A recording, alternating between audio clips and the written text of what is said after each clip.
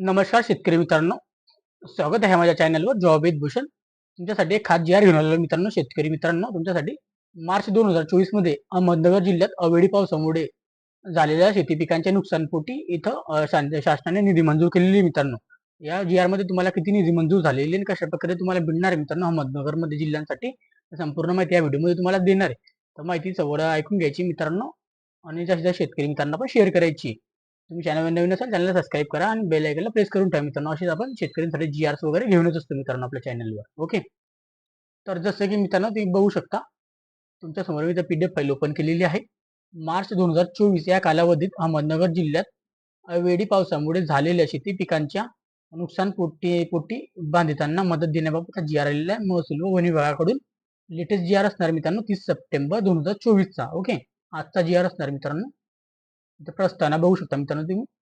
अतिवृष्टी, पूर व अवेळी पाऊस, चक्रीवादळ यासारख्या नैसर्गिक आपत्तीमुळे शेती पिकांचे नुकसान झालेल्या पुढील हंगामामध्ये उपयोगी पडावे याकरिता शेतकऱ्यांना निधीविष्ट अनुदान इनपुट सबसिडी स्वरूपात एका हंगामात एक वेळेस याप्रमाणे राज्य आपत्ती प्रतिसाद निधीतून विविध दराने देण्यात येते मित्रांनो असं सांगण्यात आलेलं आहे.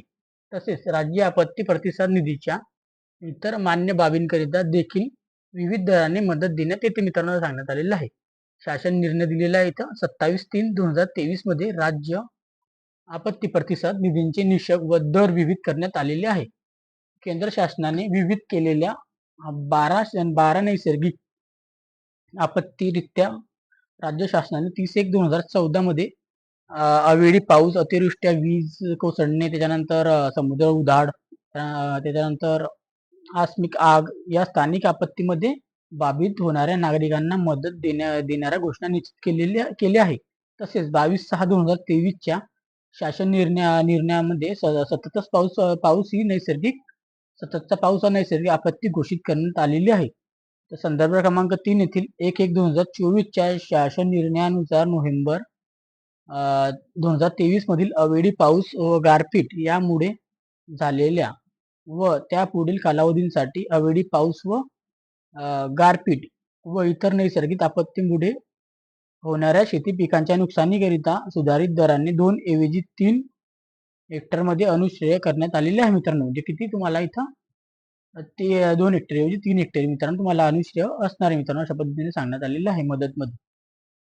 ओके मित्रांनो, त्याच्यानंतर मित्रांनो मार्च 2023 या महिन्यात अवकाळी पावसामुळे झालेल्या शेती पिकांच्या नुकसानासाठी विभागीय आयुक्त नाशिक यांच्याकडून निधी मागणीचे प्रस्ताव शासनास प्राप्त झाला आहे.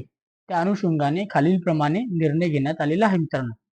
आता निर्णय काय आपण ते बघून घेऊया. किती निधी मंजूर झालेला आहे शासनाचा निर्णय, म्हणजे शासन निर्णय बघून घेऊया.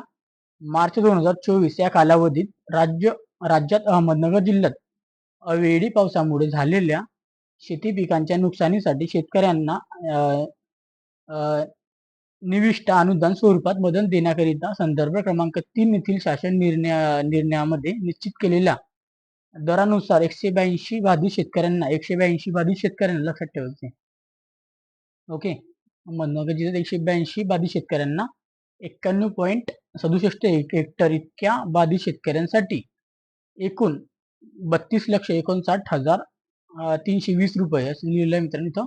620 रुपये इथे दिलेले मित्र 620 रुपये इतका निधी वितरित करण्यास शासनाने मंजूर देण्यात आलेला आहे मित्रांनो. त्याच्यानंतर मित्रांनो यासाठी उपलब्ध तरतुदीमधून अथवा आवश्यकतेनुसार पुनर्नियोजनाद्वारे तरतूद उपलब्ध करून घेऊन कार्यसन 11 यांनी हा निधी वितरित करावा मित्रांनो सांगण्यात आलेला आहे. त्याच्यानंतर मित्रांनो संदर्भ दिन अनुक्रमांक 1 येथील नमूद दिनांक 24/1/2023 मध्ये सूचित केल्यानुसार डीबीटी पोर्टलद्वारे लाभार्थ्यांना थेट बँक खात्यात निधी वितरित करण्यात यावा. इथे लक्षात ठेवायचं डायरेक्ट जी निधी मित्रांनो बँक खात्यात येणार आपल्या वितरित केली जाणार आहे मित्रांनो. म्हणजे आपल्या ज्या बँक खात्यात तुम्ही दिलेलं असेल तिच्या ते पैसे आपल्याला भेटणार आहे डायरेक्टली. ओके. डीबीटी माध्यमात लाभार्थ्यांची माहिती नमुन्यात काळजीपूर्वक तयार करून संबंधित अधिकाऱ्यांची संगणकीय प्रणालीवर भरून मान्यतेबाबत नियमानुसार कारवाई करावी. तथापि चालू हंगामामध्ये यापूर्वी सर्व विभागांना शेती पिकांच्या नुकसानीकरिता वितरित करण्यात आलेल्या मदतीच्या निधीमध्ये प्रस्तावना अंतर्गत मागणी करण्यात आलेल्या निधींची समावेश नाही, याची दक्षता घ्यावी मित्रांनो. एका हंगामात एक वेळेस त्याचप्रमाणे दराने मदत दिल्यात येत असल्याची खात्री करावी. एका हंगामात एकच भेटणार मित्रांनो, आपल्याला लक्षात असायचं आहे. एका हंगामात म्हणजे एकच. ओके. शासन निर्णय महसूल व वन विभाग 1/1/2024 नुसार राज्य जिरायत पिके, बागायत पिके, बहुवार्षिक पिकांच्या नुकसानीसाठी मदतींच्या विविध दरानुसार जास्तीत जास्त 3 हेक्टरपर्यंत मर्यादित आपल्याला खातर जमा करण्यात यावी मित्रांनो. 3 हेक्टरपर्यंत आपल्याला मदत होणार आहे मित्रांनो. ओके. लक्षात असू द्यायचं आपल्याला. कोणत्याही लाभार्थ्यांचा मदत देताना निवृत्ती होणार नाही, म्हणजे कोणाचं मन दुखणार नाही, असं इथं तहसीलदार अधिकाऱ्यांना, तहसीलदार व जिल्हा अधिकारी कक्षाने कटाक्षाने काळजी घ्यावी. वरील निधी खर्च करताना संदर्भातील सर्व शासन निर्णयातील सूचनांचे सूचनांचे निषेधांचे काटेकोरपणाने पालन करण्यात यावे. ज्या प्रयोजनासाठी निधी मंजूर करण्यात आला आहे त्याच प्रयोजनासाठी सदर निधी खर्च करण्यात यावा. ही मदत देताना नैसर्गिक आपत्तीकरता विविध अटी शर्ती पूर्तता होत असल्याची सर्व खात्री संबंधांनी करावी मित्रांनो. आता मित्रांनो इथं जे मित्रांनो लक्षात असू द्यायचंय, थोडं वरती घेतो.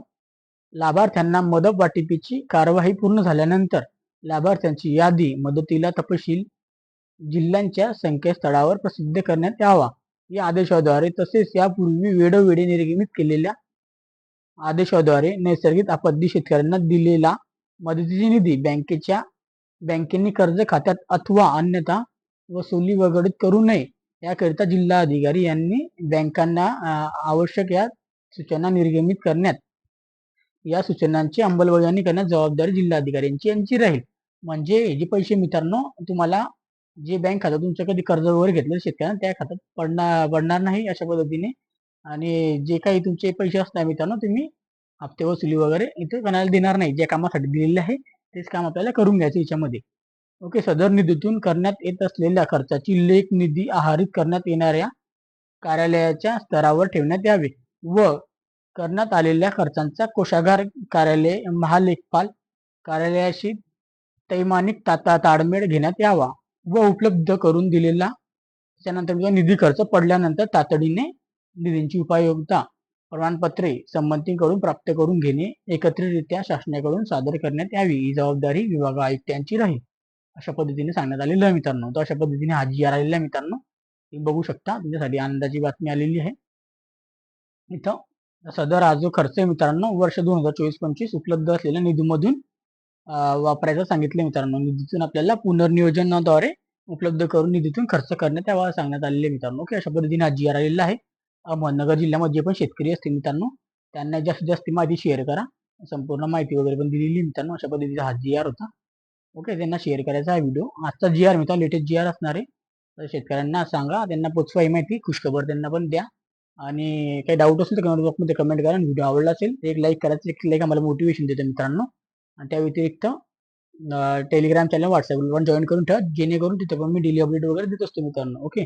तर तुम्हाला तिथे डेली अपडेट वगैरे बघायला मिळतात मित्रांनो. ओके.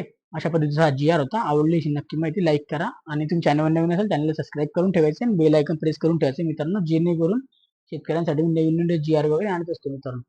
असेच व्हिडिओ बघण्यासाठी मित्रांनो भेटूया आपण आता नेक्स्ट व्हिडिओमध्ये. तोपर्यंत जय हिंद, जय महाराष्ट्र. थँक्यू.